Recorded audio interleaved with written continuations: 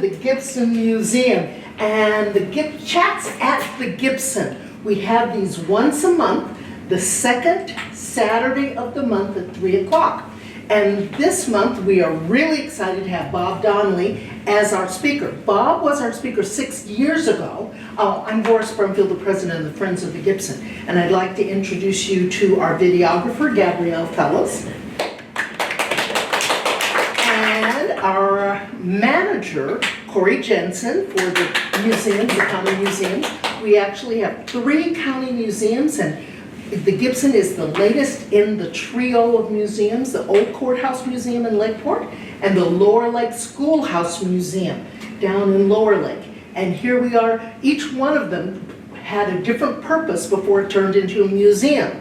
And we've turned the old library, Chauncey Gibson's library, into a South Lake County museum. So we're really thrilled that you come to hear our wonderful speaker, Bob Donley. And he's going to talk, yes you are. And Bob's going to talk to us about horses, about arenas, about Central Park, and life in general. And he is here with his charming wife for how many years, Pat? 69 years. Oh, thank you, Pat. 69 years. And it's good to know Bob knows how long they've been a couple. Yes. All right. There you go. Well, Boris, let me see, if I didn't know, I'd be in the doghouse. There you go. I have a doghouse, but I don't have a dog yet. Yeah. Anyhow, I'm Bob Donley. I'm probably one of the oldest park members and so forth of this town. I've been here 61 years, and I'm 90 years old. And I was born in Iowa, little farm boy. I was driving horses all my life. My grandpa, I had one of the greatest grandpa on all this world. He was one of the best teamsters. Back then we shopped a lot of oats and everything like that. And he would watch, because they would hire me, the neighbors would hire me to drive horses. Well, sometimes we had wagons that we had to pitch these shocks of oats and so forth into this wagon. What's a shock of oak? Shocks. They were shocks. We had a combine that would go on and put all these oats that they cut in little shocks. Oh, okay. And they were 7 in a bundle. And then we would go and pick them all up and then take them to the thresh machine. And what I was going to say, my grandpa was so good that he watched me so the neighbors wouldn't overwork me. Wait a minute. He was so good. How old were you? I was probably about 9 years old then, you know. Wow. I was driving horses. I remember driving horses when I was around 7 because I got baptized of that, and I had a story. I don't know if to tell it, but Yeah, anyhow, my grandpa would put me on a team on this wagon, because we used to take our grain, all of our corn and our oats and our beans to this little elevator, which is about 8 miles from our place. Wow. And this elevator you just drive on it. It was right close to a railroad track because we had a silo. A silo it was all dumped into the silo, but we would drive over this pit that had a grate on it, and then as soon as I drive over it, they would take the grate off, and then they would all of our boxes back then would raise up. On the wagon. And they would raise this up and dump all the grain into that hole that was there. And then it would go into what we call a silo, a big tank, really. And then he would take it and put it in a boxcar. But my grandpa was always putting me on the wagon or whatever, and he would have a belt around me. Wrapped around me so the horses couldn't pull me off. Well, my mom would say, that was her dad, she said, "Dad, don't do that, because he said he's too little, he'll get hurt. And he always said, that God will take care of him. And he kept saying that over in different things when I would be out doing something out on the farm, planting or whatever. He'd always say, Mom, don't worry about him, because God will take care of him. So I went to this elevator and I was unloaded.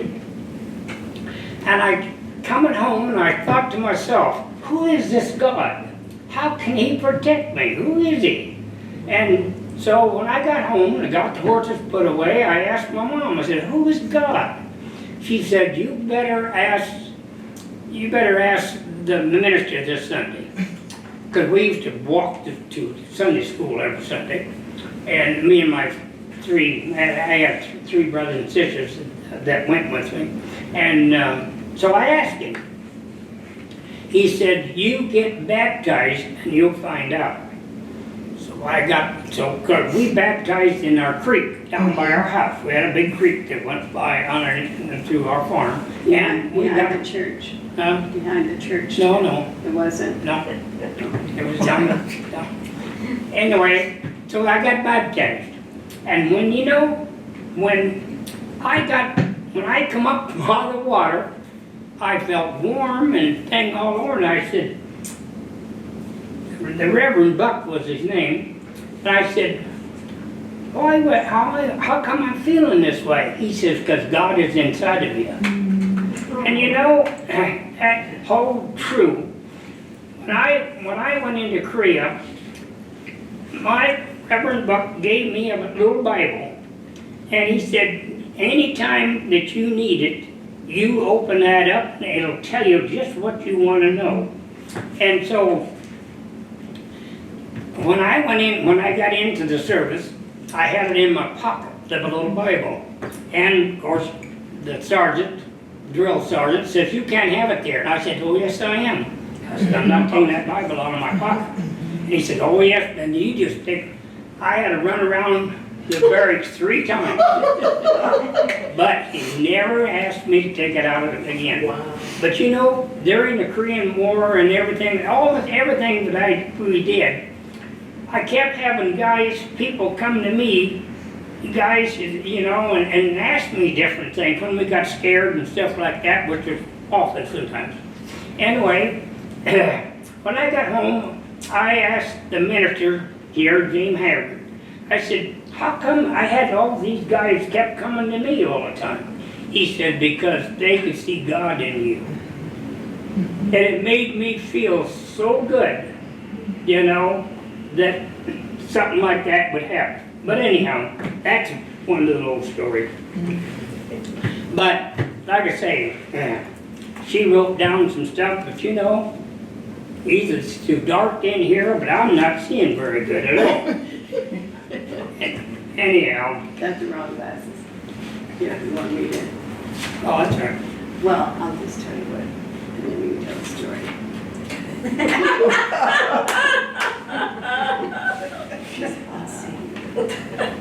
Connie, just let me use it. Okay. Yes.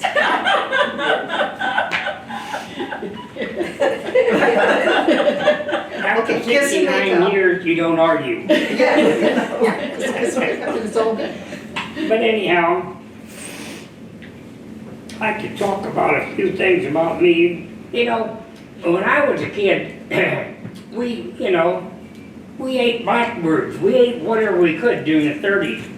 And I used to trap gophers back there, and the county paid me 10 cents for every gopher that I caught. And the farmer would pay me a nickel, And I bought a lot of stuff.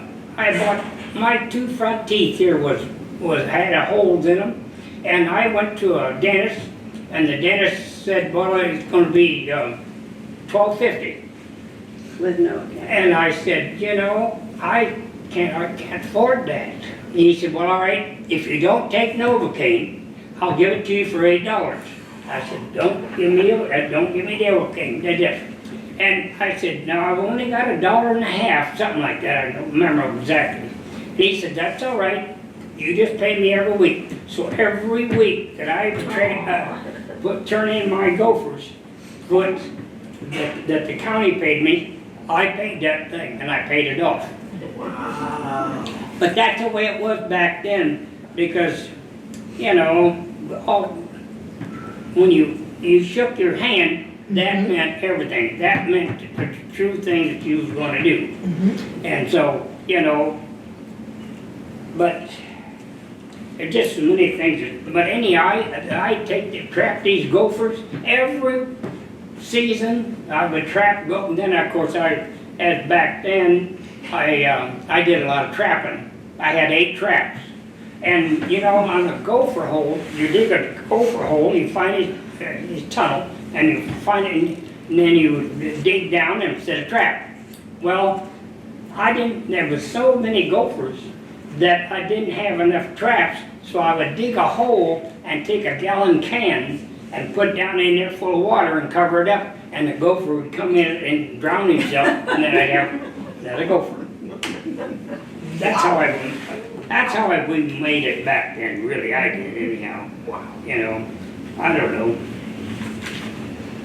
I got a bunch of stuff here wrote, but it's just something about me, and you don't need to know anymore about me on the thing.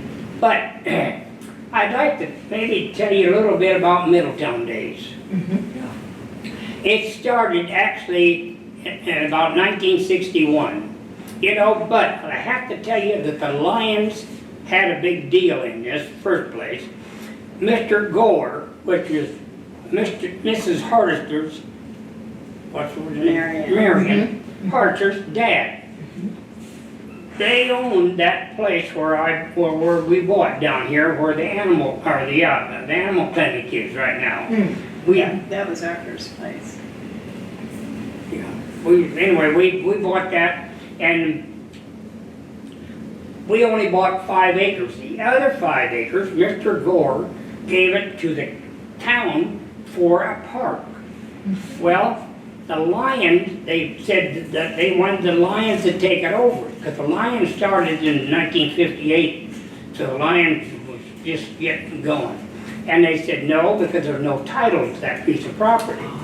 So they thought I owned it, and I didn't own it. And so anyhow, they got a lawyer, Mr. Bruce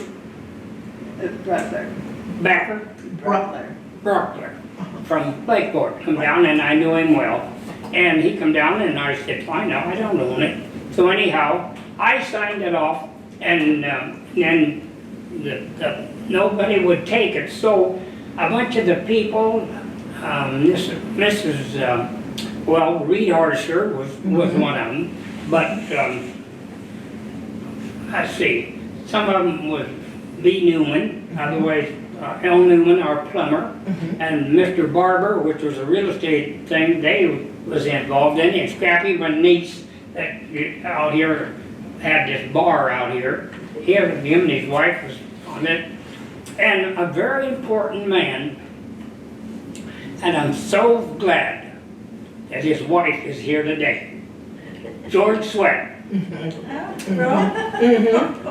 When we made the arena, we was 15 feet short. Her and her husband, George Sweat, said, take it off our property. They had the property next to us, to the thing. So and I don't know when they got it transferred over, but they did get it transferred over to the park. So anyhow, that's what. They had to pay all the costs. To transfer the land. The costs. The park paid for it. Yeah. So anyhow, that, and then we got all the members around here, Travis, what was his name, Henry Travis, and so forth. And Roy Vines was very, very good and very Crowfoot with it. And Nell Vines, his daughter's Crowfoot.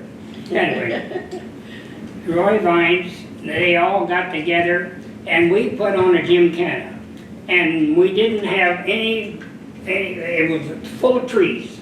We had one little spot that we could do it down by your place, way down there. And because there wasn't a road there then. And the road went on my, right behind my property, or our property, and around, and then down to this Mr. Freeman that lived down there, him and his wife. And that's And the what little house that they bought, right? George. Yeah. They bought this little house, and anyhow, so I kind of forget what I'm doing here. So the first gymkhana was over in her field. Oh, and the, where the Bashan's field is now. Yeah, Uh-huh. and then Larry Nardi. Well, we didn't, we had, we Didn't set have up, bleachers. Roy Vines went and got some of his, he had walnuts, so he had these boxes. So Larry Nardi, they're out here, our lumberyard man, gave us the 2x10s to set on. So we went out there and got his 2x10s and set on those boxes and put on a gymkhana. But that went on for 2 years. And then, for some reason, we all got together and decided that we were going to, you know, make an arena. So the Grange out there, they come in and everything else, and we cut all those trees down, and we took and picked up their place was plumb full of rocks. Plumb, that little bell right there was, and this one over here too. They picked up rocks after rocks after rocks, because, you know, It's like a riverbed. It oh runs yeah, through there. it sure was. Uh-huh. But he'll Comstock, they all brought in stuff to help get the thing to going. And they brought in a postal digger, wore it out, because they're digging all the holes around that thing. But Carl Nielsen, sitting out there, he gave us the post, the cement, not the cement, but the railroad post. At that time, you could buy a lot of railroad posts. And so we would get them, and we put them all in, and we made an arena out of the thing. And John Gay, which was a horseman, real good horseman here, he laid out the arena, and he was our horse show manager for years, till he passed away, really. And then, I'm going to forget some of this stuff, I know him, but anyhow. So anyhow, we got the Grange and so forth, we would put on the Middletown Days every year. And the Grange had a little stand there, and they would sell hot dogs where we had the barbecue. The first barbecue was donated, our beef was donated by Earl Houston, which was the Foley Farms. The Foley Farms. When it was Gwinnett? Huh? When it was Gwinnett? It was No. was first and then went on. Oh, it was Foley Farms first. Yeah. Before it became Gwinnett. Gwinnett, yeah, but Mrs. Thing, she owned that, or she didn't own it, but she used to. Mr. Foley bought that from them. Oh, okay. That's how that all happened. And so anyhow, he donated the beef to for our barbecue about 3 years. Wow. And then the corner store got in. The corner store has been such a value to this town. They have just done, Reed Harster, I used to haul, he would call me and tell me to haul food to people around in the wintertime, because they didn't have enough money to do it. And him and John Irwin would give them credit enough so that they would buy food, and I would take it up there in his gunny sack, some of them in gunny sack. Harvey Hawthorne up there that was up on Western Mine, which is up in there now where the steam wells are, up in there. They owned all that in there. Wow. And but like I say, he was very good. I wish I could follow my thing here, but Let me see what it is. oh, I'll tell you now here. Wasn't Stimson the electrician? Who? Stimson. Bill Stimson did, yeah, The did wire all and the. Norman Evans and Bill Bill Stimson. Stimson. You know, Did the electrical at the park. yeah, they did all the electrical and everything else, and And they did the pit barbecues, Yeah. Yes, the pit barbecues for Oh, yeah. Middletown Days. sure did. But and the weather waxes were a big part of this too.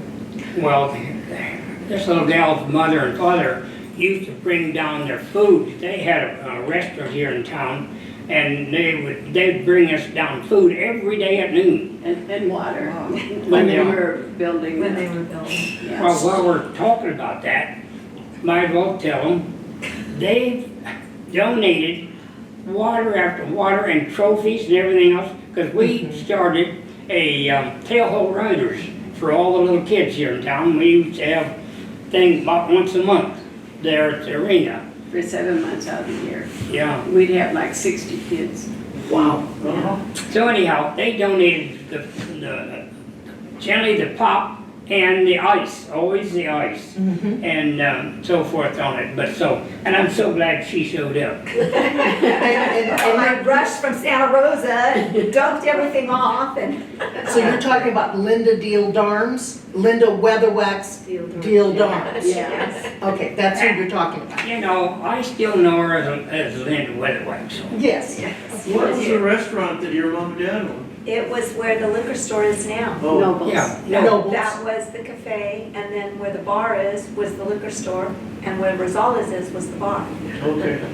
And so it just sort of shifted that. So Bob, the railroad ties that were donated for the arena, are those still the same railroad ties or have they been Sure are, replaced? no, the same ones. Same railroad ties? Sure are, Wow. all the way around it. And Larry Nardi donated the wire that went around there. Oh, okay. Sure did. I think it's been changed though, if I remember right now. I think the wire has been changed. Maybe not, I don't know. But anyhow, you know, on it. But Are those full railroad ties or 4x4 poles? no, they're railroad ties. Yeah, oh, boy, that's a Yeah. bunch of digging. I used to have a guy here, Bill Cunningham was his name. He was one of the old timers here, and he would write me stories when I first come up here. He's Winnie Weatherwax's dad. Oh, And- okay. And he would write me stories about all, you know, the teamsters and everything that would come over here, you know, the holdups and where they were. We had a station right out here. We had one out here on Butts Canyon Road, I remember. And, but At the time, he was 93 years old Wow. when he wrote these, and we had all these stories, but we lost him in the fire up in Orland. So, but he told about when they didn't really have a good road through Middletown. They still had stumps from the trees and stuff, so he had to kind of. And Earl Reading was 6 months old when his family got a car and took him for a ride, or the doctor did. Somebody, who was it? Got the first car. you know, I don't know, I don't remember. I think it was a doctor that took him for a ride through town. Wow. Yeah. But anyhow, these teamsters and so forth would come over right where Pete lives up there, over that old trail. Yeah. And you know, there's still yet today roots from all the wagons that's up there. I used to go up there years ago, but then Mr. Livermore owned that property, and Mr. Livermore was a great man. I'll have to say a little bit about him. Bob and Norman, so forth, and but anyhow, his dad was great too, but Norman was so good. And Bob was too. Bob was so good. He helped a lot of people. So back then, the Lowry Toll Road was part of it coming up, and then where it comes out now is not where it came out back then. It sure did. It come down around that lake that they got there, down and then down here. Down It came out right where you're picking blackberries, right there. Oh, yeah, right there. But where the Lowry Toll Road comes out now is on the downhill side. But it still is. It's the same place. It come out down into Calistoga, you know. Okay. And up that matter of fact, that road is still there. I don't know But if it's just, anybody ever it's uses just gated off. Yeah, I'm still there. Kind of closed up. Can I say a little bit about You bet. some of these stories that Will Cunningham did? One was, at one time, Middletown had a population of 25,000 people Right. with all of the, Miners. huh? The miners? Yeah, the miners going on. Western Mine Road had boarding houses. There was a lot of Chinese people. Right. You know, there was like 900 people up in that area. Wow.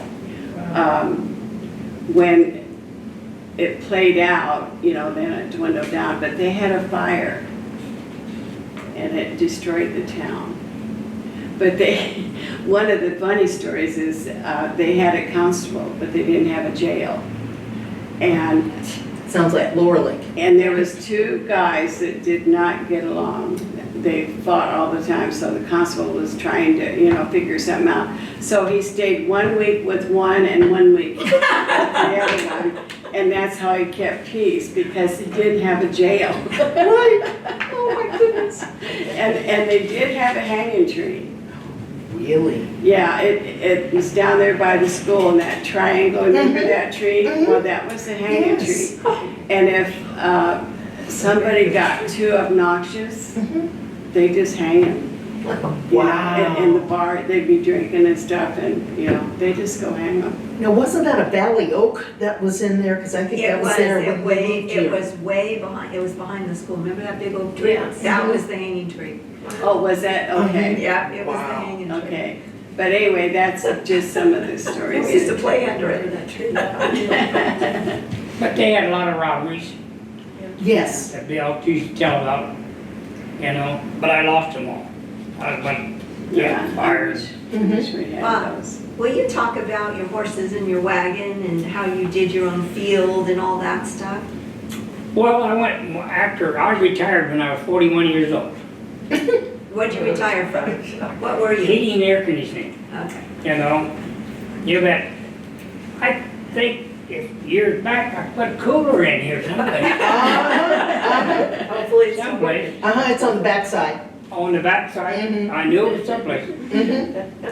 Because I remember doing that. Oh yeah, I farmed I farmed 70 acres out on Butts Canyon Road, crossing the middle from the park, so forth, with 8 head horses, draft horses. And you know, I raised oat hay, and all the oat hay that I raised was sold to the place in Berkeley, the racetrack people. They bought all my hay until the last year, and then I said, no, I'm gonna sell it to the local. So Jack Parrott bought the last ones I remember on it. But anyhow, I farmed with horses, and I've had horses all my life. And of course, I've always enjoyed it. Broke a lot of horses. I bred a lot of horses. I used to breed a lot, my horses to a big jack so I could get mules, because at this time. What kind of horses did you have? Oh, I had generally all draft horses, every one of them, you know. But I you had some, quarter horses. oh yeah, I had some good quarter horses. I had one of the best quarter horse, roping horse that you could ever find, you know. But they finally passed away. But anyhow, most of it, oh my, whatever. Also talk about your wagon train that you do to Stony Ford and your friends that would get together. Well, then after I got the mules, I'd used my draft horses for a while on wagon train because I loved the wagon train. In 1976, an old timer, Ivan Brown, taught me how to survive with a wagon. And so from then on, I did it every year. From where to where? Huh? From where to where? Well, we used to go from here, then I would go over here to, on Highway 21. At 21 over here on Highway 16, I'm sorry. It was Highway Right, 16. Yeah, and then we would start right there and go into Stony Ford. So we did that every year for 2 or 3 years, oh more than that, 3 or 4 years. Then I moved up to Orland for a while, and then I would go from there, took a wagon train, and sometimes I'd have 11 and 12 people on the wagon train. Different wagons. Wow. And went into Stony Ford for the parade. Then they had so many runaways, they have an old wagon that, I don't know where they got it, but it had an old wagon. And so anyhow, I pulled it, they wanted me to pull it 20-some years ago. So I said, okay. But when I got a hold of it, it was just, I said, I can't pull that thing, I've got to rebuild it. So I rebuilt that wagon for him. And so then, I don't know how long, at least 20 years, I pulled the Grand Marshal every year with him. Over the Stony Ford. For the Stony Ford Yeah, parade. yeah, and he did it for our parade too a couple of times. Yes, oh, yeah. And what'd you do up at Lakeport? Well, I built a barn up there, because in 1979, they hired me to show my horses. So, I didn't have no place except over there. I had a barn, That had sheep. had sheep in it, and my Yeah, horses they were- had to duck to get into the darn thing. So I said, you know, I'll be glad to do it, but I need to build a barn here, so these horses, my big horses can get in. So they said, go ahead. So I did. And the thing of it is, when I started that barn, we didn't have very few 2x4s and stuff. We had so many donations, we didn't have to buy nothing. You know, the plywood and everything was donated by the contractors around here. And this is the Lake County Fairgrounds. Yeah. And it's still the Donley Barn. Yeah, and it's still named Bob Donley Barn. You know, but it's, you know, and I went over last year with my horses. I got 2 horses left. And I went over there and put on a little demonstration, really. Nothing, no, not demonstration. We were just on display. Yeah, just on display. And they was a hit of the darn fair. Can you believe that? You know, Bob, when I go by your place, a lot of times those horses are not together. They're one over here, one over there. Whereas generally, you see horses together. Well, Why is it that your horses are independent? because one eats too much. And I can't put them together because he'll flounder on me. Okay. They happen to be together right now, but the grass is down so bad. Yeah, But yeah. when it's up high, You gotta keep little, them separate. that one horse, my draft horses will only eat so much. Like this halfling or this one other horse I got will just keep eating and eating and eating, and he'll flounder himself and die. So that's the reason there. What? Did you ever do driving, like competition driving? Oh, yes, I did. You know, And what is that? well, you know, we have 2 different things. We have a teamster and a teamster and a master thing. I have to look, see what I got here. But anyhow, there are 2 different things to do. And a teamster is one, then we have one that's called the farmer. And the farmer can drive all the horses, but in farming, a teamster is the one that drives all the ones in the thing, in all the parades and everything else. You know? It's more show harness. So you were both. In your life, you've been both. Yeah, Oh yeah, yeah. you know. But you know, I wrote a little thing that I used to put on seminars. Go ahead, Miriam. Tell us about the movie you were in. Oh, I was. You've been in a couple. Henry Travis, the man was here. His son contacted me and wanted me to take my horses to a movie. Walk in the Clouds happened to be the crowd. Oh.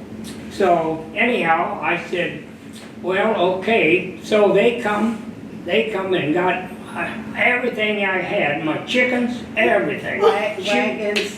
My dog. They even took your dog? Anyway, Fascinating. we went down to Napa, and we put on this film of Walking the Clouds. Wasn't it with Keanu Reeves? Yes, sure. Oh my goodness, I'm gonna have to look at that again. You bet, you see me in there lots of times. And my grandson happened to be, he comes every year. at that time, all my grandsons did. And so he was here, so he was her grandson too. Like son. Yeah, it's Or her son. son. Your grandson. Yeah. Which one of your sons Anyhow. was in the movie? Landon. So anyhow, he was with me. Just for a few So seconds.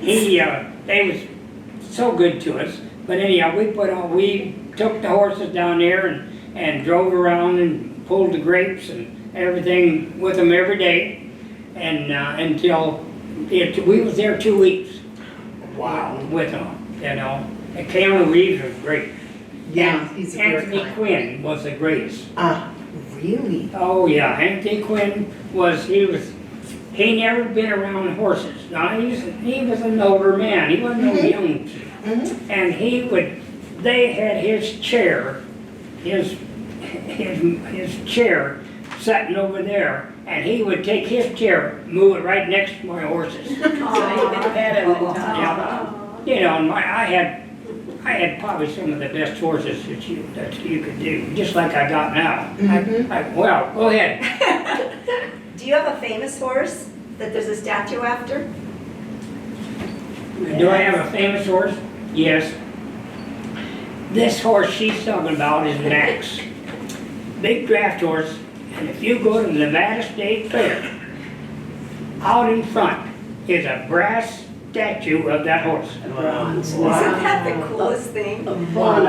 Pulling a log. Yep. Did you lose horses in a fire? Mhm. Did you have a fire over there? One. Yeah, but I didn't lose a horse. Yes, we did. Oh, we did up there, we In sure Orland. did, yeah. But I didn't lose one here. They was up at Orland. Yeah. Of course, you bet. Sure did. I lost one out here just a while back from being poisoned too. No. Sure did. Yeah, matter of fact, the mate to that horse that you see out there is, The big Yeah. horse. you Yeah, know, yeah, because they were always together, those two. they sure were. They were together. Yeah. And you know, that's been 4 months ago, and that's still the day that horse is lonely for that Oh, horse. yeah. Oh, of I course. had one heck of a time. I buried that horse next to a fence, about where he died. I had Debbie things out here, bottom. Her husband come over and dug the hole. I had it all like this, so that then on the grave, and that horse would stand by that grave every day. You wouldn't hardly eat or anything. So I had to take and I graded it down flat.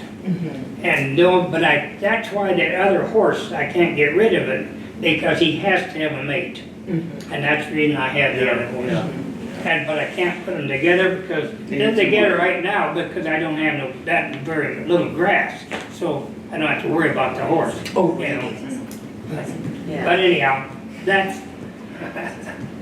yeah, go ahead. As I recall, you had a very famous team of horses. Oh, yeah. Tell us about that team. I had the first team, Little House on the Prairie. Yep. Mike and Jake, or Jake and Dan. Yeah, Yep. the first 2 years, it Yeah. was on TV. If you looked at the opening scenes, or you'd see them up on the top of the hill. Yeah. Yeah. Those are Bob's horses? Yeah. Oh my goodness. This man, his name was Slim Hart. It was his horses. It was in the movies, and he only let them be in the movies about 2 years because they would run them, and just do all this stuff. So he had them at an auction, and we happened to be there, and Bob bid on them, and he told them, he said, if these horses aren't everything I say they are, you bring them back and I will refund your money. And we bought them and they were just wonderful. Well, then I bought another team that pulled the trolleys at Walt Disney's. At Oh my Disneyland. goodness, in Yeah. Disneyland in Southern Sure did. California, Yeah. at Anaheim. Yeah. Then I bought another horse. It was a trick horse that they used in the movies. That I Which one had was here. that? Huh? Which one was that? Oh, I don't remember his name. Just Palomino. But anyhow, Oh, It wasn't Trigger, was it? No. No. Well, you said he was a Palomino. Go ahead, Linda. Were you involved with the social hall at the Methodist Church? Were you involved with building that? Sure was. I thought so. What year was that? Well, I don't remember what year, 71? what had been about 70. 70, 71. Yeah. Yeah. We have pictures of, who's the, Bob Keys Yeah. on a backhoe when you all were digging foundations to put in Yeah. the social hall. Sure did. Mm-hmm. Sure did. And Bob did all the heating. Oh, Air yeah. but conditioning. And, We worked on it every day. And, you know, our Ken Reinerson, our principal, he helped me Superintendent. do the shingles on that thing. Oh, Sure okay. did. Wow. And, you know, most of the people in town did. Then, in the corner of that thing, Jim Haggard, our minister, found in some of the records that there was something in that cornerstone. So they got me and I opened it up, a little metal box, and they brought all this stuff in there, the Bible and everything else, and all the Chinese guys, you know, donated 2 cents, 3 cents Right. to that church. Right. Sure did. To build the sanctuary. to build the sanctuary. Yeah. And I was in the sheet metal business, and so I made a new box, completely and everything else. Aww. You know, I have to tell you a little something. That box had to be sealed, and I had one heck of a time sealing that darn box. And so I drilled a hole so the air could come out. Mm-hmm. And then when it quit coming out, and then I sealed it. That's how I sealed it. But otherwise, I couldn't seal it. Wow. I just couldn't get that air out of it, you know, so I drilled a hole in it. Well, there was a man that cut all of the stones. He was the town drunk who had seen the light and accepted Jesus, and so he cut all those stones in pittance, and you know, to try and make up for all of his sins. Wow. Was that the only church in town? At that time, it was, yeah. But When the church Church was built. Mm-hmm. In 1891. no, No? the church, I think it was 1886, maybe, something? No, it was finished in 1891. That's what it says here. 1891, okay. It was finished in 1891. Yeah. And then they didn't get the bell until 1897 Yeah. is when the bell was brought from Missouri. Yeah, go ahead. In the safe deposit box, we have the receipt for that bell. Mm-hmm. You have the what? The receipt for the bell. Oh, yeah. It was $87. Oh. That was a lot in those days. A lot, yes. We had one, yeah, they always telling me how much of a job it was getting that bell up there. Oh, I can believe Had it. to put up through the pulley, they told me. Mm-hmm, Sure did. mm-hmm. And it has to be maintained. And Bob Donley maintains it. He That's oils right, it. He oils it. Thank you, Bob. Well, anything else, Did you do the roofs on the old camp, the Girl Scout camp? Sure did. The old sheet metal roof? Sure did. Sure did. Yeah. Wow. I sure did. The county here has been so good to us since I come. So good. Well, you've been good to this county. Yes, you have. You want to know how we got up here? Yeah. We lived in Hayward. Bob, was in heating and air conditioning. We moved out from Iowa, and he went to Laney College to become a heating and air conditioning guy. And so we lived in Hayward for about 6 years, and we just were not city people, you know. Mm-hmm. So Elsie Martin was a realtor up here, but she also had a place down there. And she had put an ad in the paper about the 5 acres out here. Molly Homestead had owned it. And so we got in touch with her, and we made arrangements to come up and look at it. So we bought, we ended up buying it. And then a month later, she come and she said, the only guy in Lake County that has a sheet metal shop is going to Australia. Do you want to buy his equipment? Wow. So we talked about it. This was in July. Or August, and so we talked about it. So he went back down to the city. The kids and I stayed up here. Molly and her husband always entertained the hunters that would come up. So they had enclosed porches and they had beds everywhere. There were 17 beds. Wow. So we had beds. We used the picnic table, you know, to eat on, and I brought up some stuff for cooking. Wow. And so every week, you know, I would take any calls that come in, and then when he come up on the weekends, he would take care of them. So the first job he had was for Mr. Freeman. You know, he was partially blind and he needs some glue work done. So he comes back from there, and I said, well, did you get paid? He said, well, sort of. I said, well, what'd you get? 2 dozen eggs and a piano. My daughter right there played, she had to take lessons to play that piano. Yes, she was the I got oldest one, lessons. so she had to take lessons. And Connie Martin is the one that gave her lessons. Sure did. Oh my goodness. Yeah, so that's how we got started up here.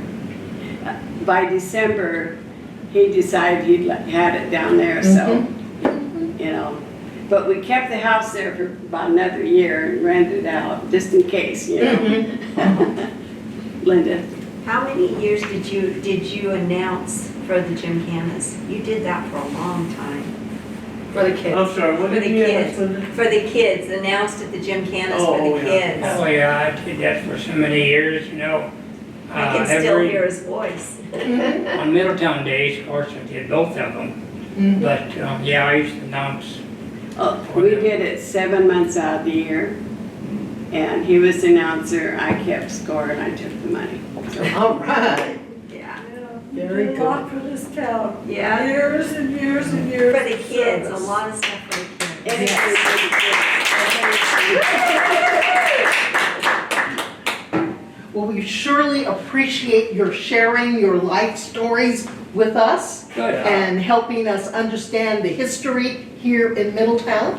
And just to let you know, next month our speakers are going to be Millie Simon and her brother, and they're going to talk about Native American tales as well as what hunting was like in this area. Oh, that'd be interesting. Yeah, it's going to be interesting. And then in September, you're going to have a 48-year resident of this area who got involved in geothermal and became very active on the school board, how geothermal impacted the school board, and then how it impacted the Board of Supervisors, how it impacted the community of Anderson Springs when geothermal developed, and how it affected the water system there.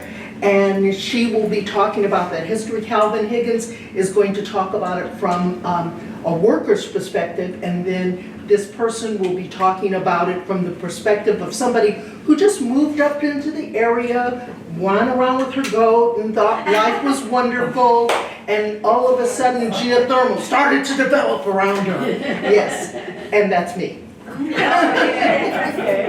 So we look forward to your returning next month and in September. And thank you again, Bob and his mother-in-law, Pat. I guess I better come next time. Is there any questions about Middletown Days or anything else you want to ask me? I'm probably the only one that remembers a lot of that stuff. You know, really. You know, because I was involved in it. It started in 1961. Well, that's 61. No, It said Yeah. 61. the Pope Valley Ropers and Riders, the one that started it, And really. And You we know. moved here in 61. And then 120 years ago, there was a parade, because we have pictures Oh, of you the bet. parade, Years ago. but it wasn't Middletown Days, per se. Yeah. Yeah. Well, thank you again, and thank you all for coming. Yeah. Yay!